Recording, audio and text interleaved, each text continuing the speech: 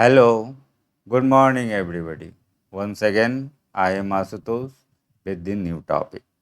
पिछले क्लास में हम लोग एसआई यूनिट के बारे में सीखे थे। एसआई यूनिट में हम जानते हैं कि हमारे पास 7 फंडामेंटल फिजिकल क्वांटिटीज है। आपके पास 7 फंडामेंटल फिजिकल क्वांटिटी था और इस 7 के अलावा इसमें हम 2 सप्लीमेंट्री फिजिकल क्वांटिटी ऐड किए थे। 2 सप्लीमेंट्री फिजिकल क्वांटिटी कौन कौन था?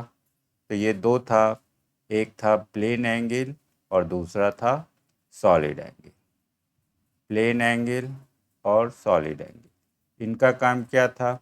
तो ये जो 7 फंडामेंटल है, इनकी मदद करने के लिए ये 2 टर्म हम लोग ऐड किए थे, प्लेन एंगल और सॉलिड एंगल। तो प्लेन एंगल को हम मेजर करते हैं रेडियन में और सॉलिड एंगल को मेजर करते हैं स्टेरेडियन में। तो अब इन दोनों को हम थोड़ा डिटेल में देखेंगे कि what is plane angle and what is solid angle. तो सबसे पहले आते हैं प्लेन एंगल मेरा क्या है। ओके, तो प्लेन एंगल नाम से ही स्पष्ट है। प्लेन एंगल क्या है?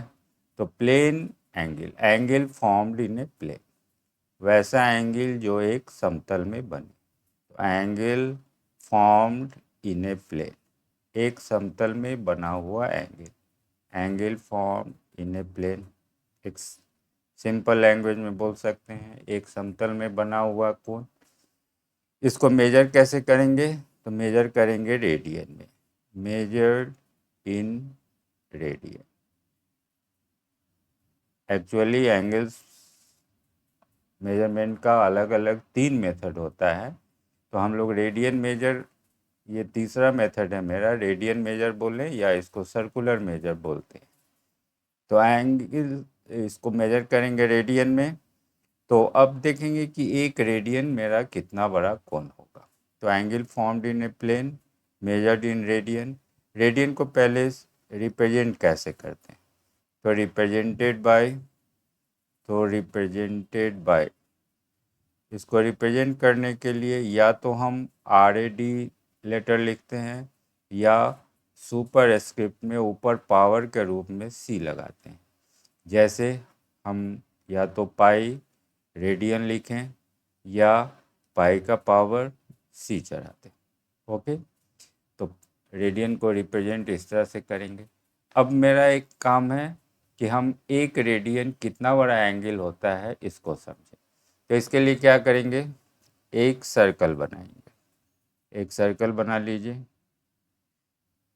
एक सर्कल बनाए हम और इस सर्कल में सेंटर भी होगा। तो ये सेंटर हो गया और इसका कुछ न कुछ रेडियस भी होगा। तब हम रेडियस R ले लिए। अब ये पॉइंट मेरा A है। अब जितना बड़ा रेडियस है उतना बड़ा हम एक आर्क काट लें।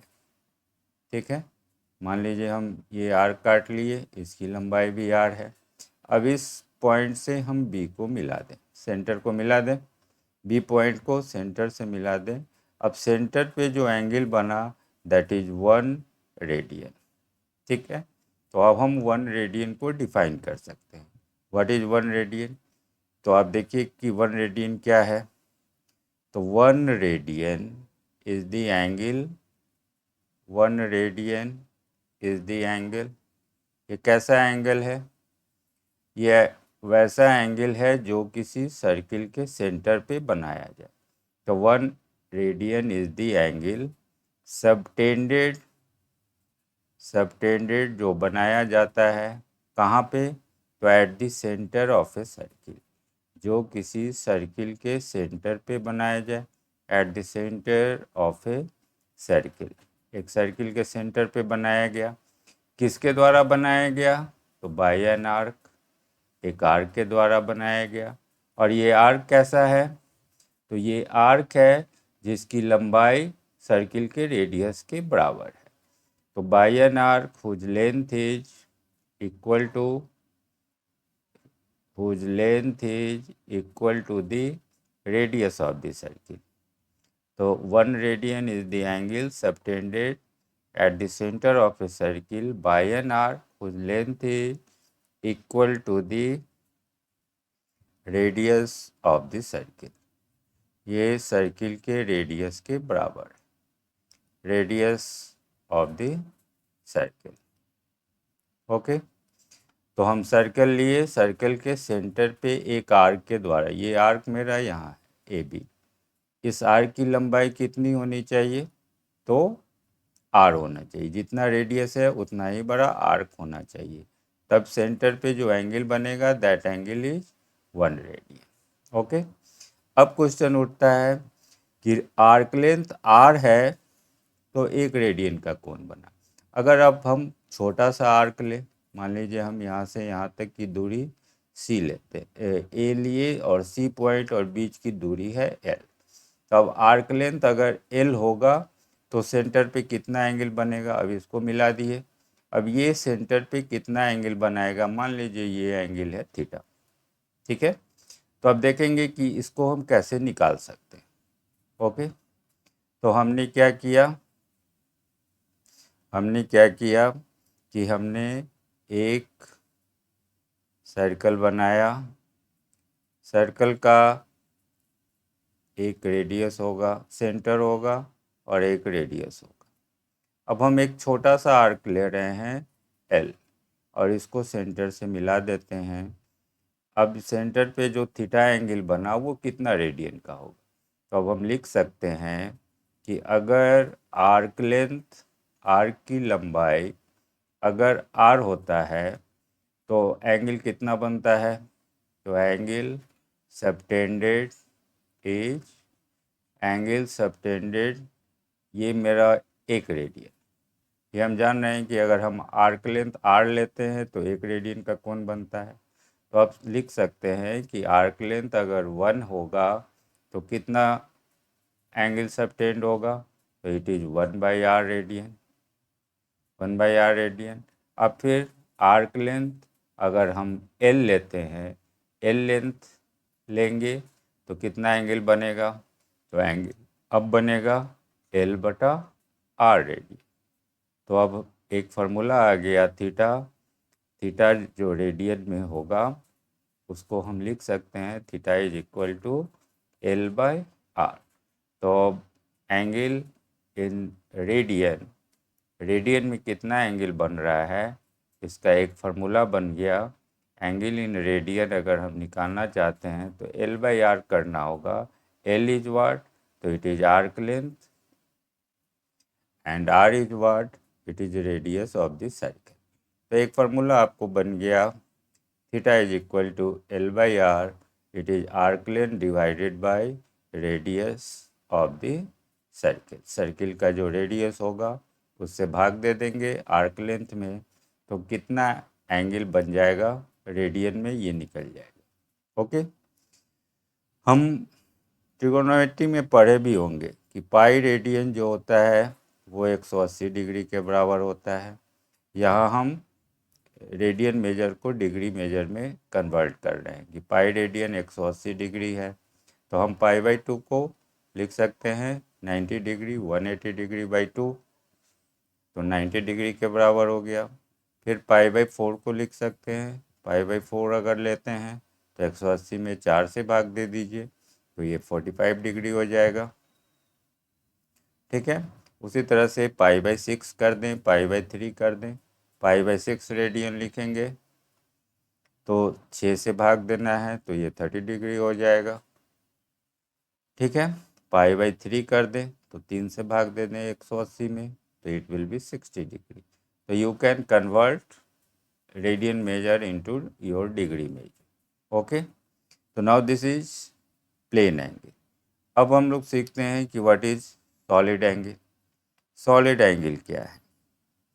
तो सॉलिड एंगल, अब इसको हम लोग देखें तो ये है angle form in A 3 dimensional space. वो एक समतल में बना हुआ एंगल था। अब एंगल फॉर्म्ड इन स्पेस बोलें स्पेस में बना हुआ एंगल। अब इसको मेजर करते हैं स्टेरेडियन में, measured in steradian, measured in steradian, इसको स्टेरेडियन में मेजर करते हैं। और स्टेरेडियन को कैसे रिप्रेजेंट करते हैं, तो रिप्रेजेंटेड बाय, अब इसके लिए हम लोग सिंबल यूज करते हैं ऐसा। तो अब सीखना होगा कि एक स्टेरेडियन कितना बड़ा कोण है। तो इसके लिए अब हम क्या करेंगे, एक स्फेयर लेंगे, स्फेयर लिए, वहाँ क्या किए थे, एक सर्कल लिए थे, अब हमको एक स्फेयर लेना है। ठीक है, स्फेयर लीजिए, एक फुटबॉल का शेप ले लीजिए, इसका भी एक सेंटर होगा और इसका भी एक रेडियस होगा। ओके, अब देखिए क्या कि अब ये जो स्फेयर है, आप इसको एक फुटबॉल की तरह इमेजिन कीजिए। तो फुटबॉल में आप देखते हैं ना कि इस पे अलग अलग कलर की पट्टी लगी रहती है और ये पट्टी एक दूसरे से स्टिच रहता है। तो हम इस तरह से इसको अलग अलग पट्टी इस पे बना लें। ये डिफरेंट कलर्स की पट्टी बनी हुई है इसके सरफेस पे और सारा सरफेस एक दूसरे से स्टिचिंग करके बंधा हुआ है। तो इस तरह से हम एक फुटबॉल का नक्शा बना रहे हैं। ओके, इसके सरफेस पे हम अलग अलग कलर की पट्टी बना रहे हैं। ओके, अब चलिए इसमें से कोई एक पट्टी हम उठाते हैं। इस पट्टी को हम मानते हैं कि ये एक मेरा स्क्वायर है। ओके, अब इस स्क्वायर के चारों कोने से हम इस सेंटर को जोड़ दें, इस सेंटर को जोड़ दें, तब आपको पता चलेगा, चारों सेंटर से जोड़ दिए तो अब यहाँ जो कोण बन रहा है ये स्पेस में कोण बन रहा है, ये ओ पॉइंट से स्पेस में स्प्रेड कर रहा है। तो वहाँ हम क्या किए थे, प्लेन एंगल में देखे थे कि सर्किल के सेंटर पे कोण बनाया जाता है। अब यहाँ है कि जो सॉलिड एंगल है वो किसी स्फेयर के सेंटर पे बनाया जाता है। तो हम डिफाइन कर सकते हैं कि 1 स्टेरेडियन क्या है। तो 1 स्टेरेडियन इज व्हाट, तो 1 स्टेरेडियन इज द एंगल, ये कैसा एंगल है, तो ये किसी ये स्फेयर के सेंटर पे बनाया जाता है।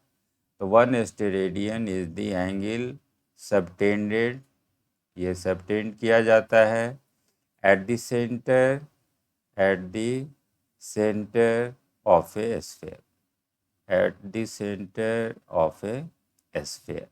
इसको आप रेडियन से कंपेयर करते रहिए। यहाँ सर्किल के सेंटर पे बनाया गया कोण, यहाँ स्फेयर के सेंटर पे बनाया गया। यहाँ जितना रेडियस था इतना बड़ा हम एक आर्क लिए थे, आर्क से मिलाए थे, जितना रेडियस था उतना बड़ा आर्क लिए थे। अब यहाँ हम क्या कर रहे हैं, तो सतह पे एक स्क्वायर ले रहे हैं और उस स्क्वायर को सेंटर से जोड़ रहे हैं। तो at the centre of a sphere by a square, by a square, एक स्क्वायर के द्वारा बनाया गया कोण। तो ये स्क्वायर कैसा होना चाहिए, यहाँ जैसे आर्क कैसा था, तो आर्क की लंबाई रेडियस के बराबर था। तो यहाँ जो स्फीयर का वन साइड लेंगे वो इस स्फीयर के रेडियस के बराबर होगा। तो by a square whose one side is equal to the, whose one side is equal to the radius of the sphere, is equal to the radius of the sphere, ये sphere के radius के बराबर होगा।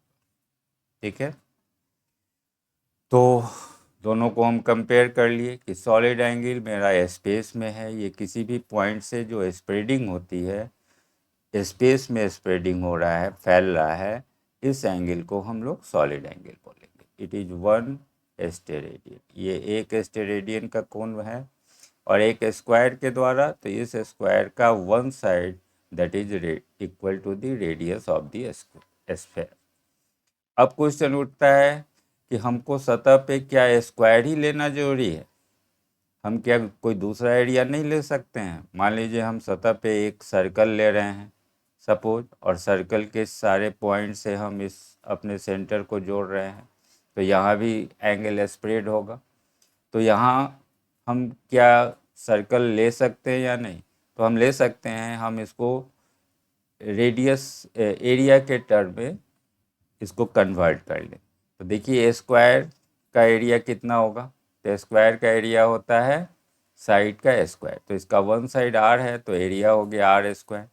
तो r square area angle subtend कर रहा है 1 steradian का। तो अब इसको हम डिराइव कर सकते हैं कि आर स्क्वायर एरिया अगर हम लेते हैं सरफेस पे, तो ये एंगल बनाता है सॉलिड एंगल कितने का? तो 1 स्टेरेडियन का। ठीक है, तो यूनिट एरिया कितना एंगल सबटेंड करेगा? तो 1/r² स्टेरेडियन का। और हम अब कोई भी एरिया ले लें, वहाँ पे सर्कल ले लें, ट्रायंगल ले लें। तो मान लीजिए हम ए एरिया ले रहे हैं, तो ए एरिया कितना एंगल सबटेंड करेगा? तो that will be a/r² steradian. अब इसको हम कैसे रिप्रेजेंट करेंगे? तो इसको रिप्रेजेंट करने के लिए हम ओमेगा लेटर यूज करेंगे। ठीक है, इसको हम लोग ओमेगा पढ़ेंगे, ये ओम की तरह है। तो omega is equal to a/r² steradian. Now you will get a formula. आपको सॉलिड एंगल निकालने का भी एक फार्मूला मिल गया कि सॉलिड एंगल कितना होगा। ओके, तो सॉलिड एंगल निकालेंगे तो ऊपर हम लोग एरिया लिए हैं और नीचे क्या है? तो रेडियस का स्क्वायर है, रेडियस स्क्वायर। तो यहाँ सॉलिड एंगल कितना बनेगा? इसका एक फार्मूला आ गया, एरिया बटा r²। वहाँ प्लेन एंगल का बना था arc length divided by radius, और सॉलिड एंगल का बना area divided by radius square. तो अब आप एसआई यूनिट पूरा समझ चुके हैं। एसआई यूनिट में 7 फंडामेंटल, ये सातों टर्म को याद रखेंगे, और 2 सप्लीमेंट्री। इन 9 टर्म को 7 फंडामेंटल एंड 2 सप्लीमेंट्री, ये 2 टर्म 7 और 2 9, ये 9 टर्म्स को हम याद करके अलग कर लेंगे। और जो बचा हुआ जितना भी टर्म हमको अब मिलेगा, rest term will be your derived physical quantity. ये सब डिराइव्ड फिजिकल क्वांटिटी होगा। इन सब को हम फंडामेंटल की सहायता से निकाल सकते हैं, डिराइव कर सकते हैं। ओके, तो रेस्ट टर्म आपका डिराइव्ड फिजिकल क्वांटिटी है। ये सारा फंडामेंटल पे निर्भर करता है। फंडामेंटल से इन सब को हम डिराइव कर सकते हैं। तो डिराइव्ड फिजिकल क्वांटिटी का फंडामेंटल पे जो डिपेंडेंस है, इस डिपेंडेंस को हम डायमेंशन की सहायता से रिप्रेजेंट करते हैं। ये डिपेंडेंस डायमेंशन की सहायता से पता चल जाता है कि कैसे वो फंडामेंटल पे निर्भर करता है। तो अगले क्लास में हम लोग इस डायमेंशन को सीखेंगे और डायमेंशन का अलग अलग यूज भी सीखेंगे कि डायमेंशन की सहायता से हम कर क्या क्या सकते हैं। ओके, तो that's over for today. Thank you very much.